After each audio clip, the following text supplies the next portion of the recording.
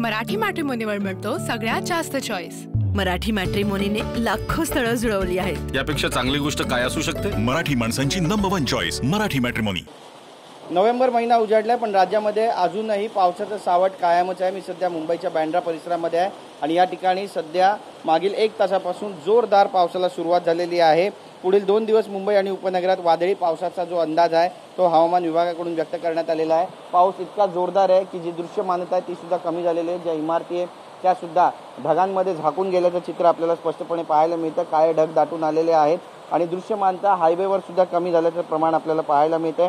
एक महत्त्वाचं म्हणजे आज भारत आणि दक्षिण आफ्रिका यांच्यामध्ये नवी मुंबईच्या डी.वाय. पाटील स्टेडियमवर अंतिम सामना होतोय आणि या सामन्यावर भारतात पावसाचं संकट सुद्धा ओढवल्याचं बोललं जात आहे। भारतीय संघ पहिल्यांदाच विश्वचषक जिंकण्यासाठी आतुर आहे पण पावसानं भंग केला तर काय असा प्रश्न आता क्रिकेट चाहत्यांसमोर उपस्थित झाला आहे। हवामान विभागाच्या अंदाजानुसार आधी मुंबई आणि नवी मुंबईत जोरदार पाऊस आज देखील बरसू शकतो असा अंदाज बांधण्यात आलेला आहे। पहाटे 4 ते 7 दरम्यान मुंबईमध्ये आपण पाहिलं की पाऊस झाला, मात्र आज संध्याकाळी नवी मुंबईत सुद्धा पावसाची बॅटिंग सुरू राहू शकते असा अंदाज हवामान विभागानं वर्तवलेला आहे। त्यामुळे नागरिक हैराण झाल्याचं चित्र सध्या तरी सर्वत्र पाहायला मिळतंय। हिवाळ्याचे दिवस आहे मात्र या हिवाळ्याच्या दिवसांमध्ये सुद्धा वरुण राजा जो आहे तो बरसतच आहे आणि जोरदार पाऊस सध्या या संपूर्ण परिसरामध्ये पाहायला मिळतोय। कॅमेरा पर्सन योगेश गुरवसह गिरीश गायकवाड TV9 मराठी मुंबई।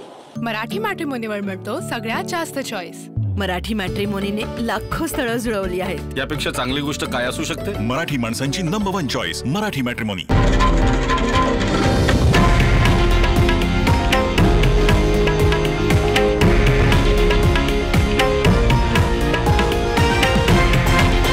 हे आहे देशातील नंबर 1 न्यूज नेटवर्क आणि आपण पाहत आहात TV9 मराठी, एकमेव।